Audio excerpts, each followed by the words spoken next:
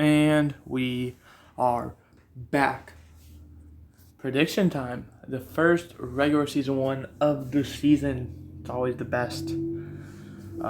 Starting out, let's just get right into it. The year opener, the Thursday, September 7th at 8:20 p.m.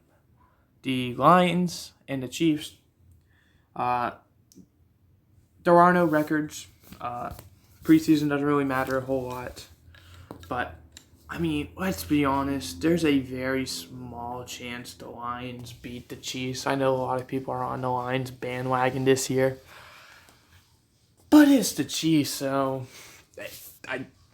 much as I believe the Lions have the possibility or the materials and stuff to be good, I just don't think they're beating the Chiefs. So I'm just going to take the Chiefs, get it right over with. Moving on to Sunday, 1 p.m., the first Sunday games of the year. We have the Battle of Ohio, the Bengals and the Browns. Now, usually the Browns win. That's just how it goes. The Browns usually beat the Bengals. No matter how good the Bengals are and how bad the Browns are, the Browns just seem to have the Bengals number. And I think I think this game is going to be the same exact thing. We don't know how Joe Burrow is going to be just returning off of his ankle sprain. And another thing is we don't know how Deshaun Watson's going to be. I'm expecting a huge jump from last year to this year now that he's had a full off season and a full season in the system. I'm expecting the Browns to win this game. Next, we have the Texans and the Ravens. I mean, we could just keep this one very short and simple and say the Ravens because it's the Texans. We don't know how C.J. Stroud's going to do. I'm not expecting any of the rookie quarterbacks to really have, great seasons. So I'm just going to keep it short and simple. I'm taking the Ravens. Next, we have the Buccaneers and the Vikings. These are two playoff teams. Two who made the playoffs last year. One has a new quarterback in Baker Mayfield, and the other, well, they kind of got better and worse at the same time. They got rid of a lot of their old veteran players in Adam Thielen, Patrick Peterson, Eric Kendricks, to kind of get younger with guys like Jordan Addison. They also got rid of Dalvin Cook and are seeming like growing with Alexander Madison. So I'm very excited to see what this Vikings team has. I think they are going to lose, however. I think the Buccaneers are just going to be that team who, people are going to be like, wow, we were so wrong about, and they're going to dominate week 1. And then by week 3, they're going to realize it was just a one-game wonder. Next, we have the Panthers and the Falcons, battle of the division. We have two very interesting quarterbacks in Desmond Ridder, second-year quarterback. Let's see how he's going to take the jump from year 1 to year 2 now that he is going to be the full-time starter. And we have Bryce Young, number 1 overall pick. He's going to be getting the start, it sounds like, over a guy like Andy Dalton. Same thing with the Panthers about the getting rid of players. They got rid of DJ Moore, but they do bring in Adam Thielen. They got rid of a decent bit of their future in order to get Bryce Young, so I really like that move. Because if that's your guy, you're willing to do a lot for it. I think this is going to be a very fun game. This is probably going to be the most exciting game to watch due to the sheer amount of unknown both these teams produce. But I think the Falcons are going to win just because the Falcons have the better roster. Next, we have Cardinals and Commanders. Once again, we could keep this short and simple. We have the Cardinals, who are projected to be the worst team in baseball. And we have the Commanders, who aren't going to be great, but they're going to be something, probably. And I am going to take the Commanders to win. And I'm also going to use my elimination pick on it. If you don't know, for every game this season, until, it fails, I'm going to be picking one team every week to win their game. If they lose, it's over. So, it could be a one and done. The Cardinals could upset the Commanders. I'm leaving. But who knows? We really don't know. I'm going to take the Commanders. Let's hope it's more than a one-time stand. And yeah. Next, we have the Jaguars and the Colts. The Jaguars, playoff team. Colts have a rookie quarterback, so we don't know how they're going to do. I think this is going to be a pretty obvious game. Jaguars are probably going to win. The Colts really struggle against the Jaguars. It's kind of like the Browns and Bengals. Who knows, though? Maybe with Anthony Richardson, the tides could change. In our final 1 o'clock game, we have the Titans and the Saints. Titans barely missing out on the playoffs last year, and the Saints barely, but not really barely. I think this is going to be a fun game. We're going to get to see Derek Carr now in a new uniform under a new regime for the first time in his career. That's always fun. The only concern I have for the Saints is how are they going to do with the run. The Saints really got a lot worse, losing a lot of their defensive guys. And they're also going to be without Alvin Kamara for the first 3 weeks.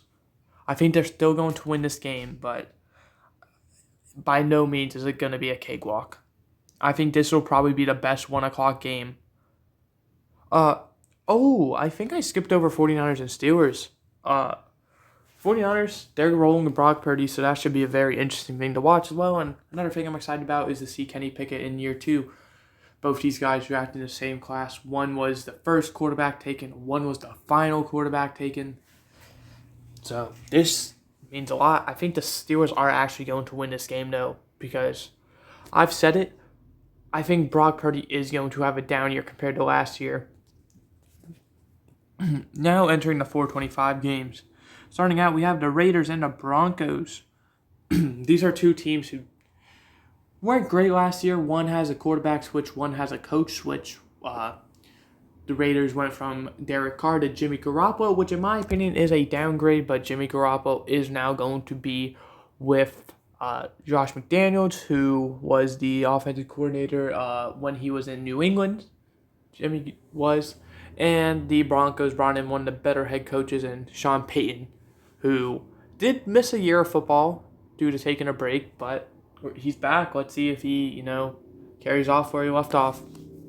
I think he's not going to do that great in his first game now. I think the Raiders are going to win this one. Next, we have the Eagles and the Patriots. Reigning NFC champs, barely losing in the Super Bowl. And then we have a team who barely missed the playoffs last year. And this is a rematch of whatever Super Bowl was, where Nick Foles shocked the world. I think this is going to be a pretty boring game. I think it's going to be a great first quarter, but I think the Eagles are really going to just pull away from there, and I think the Eagles are going to win this one. Next, we have the Rams and the Seahawks. The Seahawks snuck into the 7th seed last year, and the Rams went from Super Bowl champs to bottom 5 in the league. So this should be a very, bad game. Seahawks are obviously going to win. Not true. This is a division game. I think the Rams are going to start out this season very strong. I think people are writing the Rams off because of how bad they were last year. Matthew Stafford was injured. Granted, the Rams are going to be missing Cooper Kupp for this game, more than likely so. Who knows? But I do feel like the Rams are definitely going to improve off of last year. I'm not saying playoff team, but I'm definitely saying, they're not as bad as people are making them out to be. They got to remember, they still have a solid quarterback. Just because Matthew Stafford had a down year last year doesn't mean he's bad. Sean McVay is one of the best coaches in the league. They still have the best defensive player, in my opinion, Aaron Donald. It is well too early to write him off. Dolphins and Chargers next. This is a good game. This is two teams who made the playoffs last year. These are the 5th and 6th pick in the 2020 draft. The 2nd and 3rd quarterback taken. This should be a very fun game. Let me tell you, this is two teams who have some of the best rosters, but I just feel like the coaches aren't quite there. Brandon Staley's a bust, and Mike McDaniels looks like he could be either a genius or one of the worst coaches in the league. It kind of depends. But I do think the Dolphins are going to win this game because of the coach. I think Mike McDaniels has the better chance of being a good coach compared to Brandon Staley, who I'm surprised still even has a job. Give me the Dolphins. Final 425 game, we have the Packers and the Bears. My Green Bay Packers, my favorite team, if you don't know. This is probably the most exciting team to watch. Could be biased, could not. But you just look at this team, it is just the youngest offense you probably will ever see. You have a quarterback who's never been the week 1 starter. You have, I believe, every receiver who has had only 1 year experience was a rookie. You have a running back on a rookie contract, and then Aaron Jones, who's great. And then you have all 3 tight ends. 2 of them are rookies and 1's on a rookie contract still. This is going to be an interesting year. We don't know how they're going to do. They could be amazing. They could be horrible.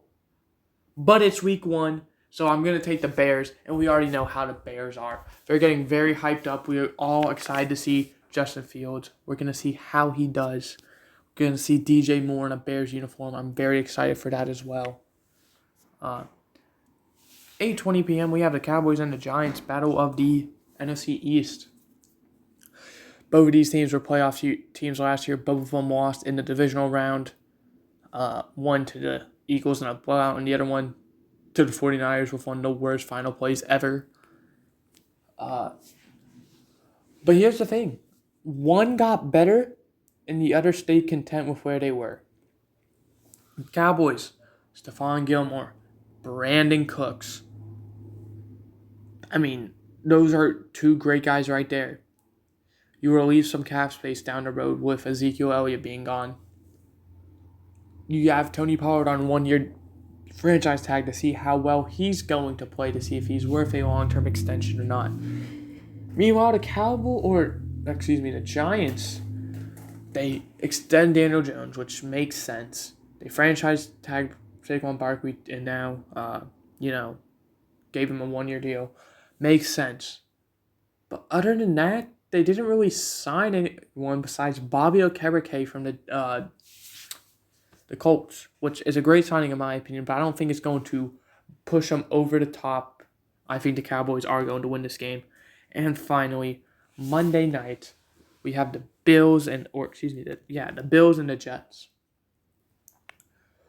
One of these teams is a constant Super Bowl talk, and the other is now a Super Bowl talk due to the sheer amount of signings they made and trades. Aaron Rodgers, Dalvin Cook, Allen Lazard, Randall Cobb, Adrian Amos. That's 5 players right there from the NFC North alone. This is a team that is trying to win now no matter what it takes.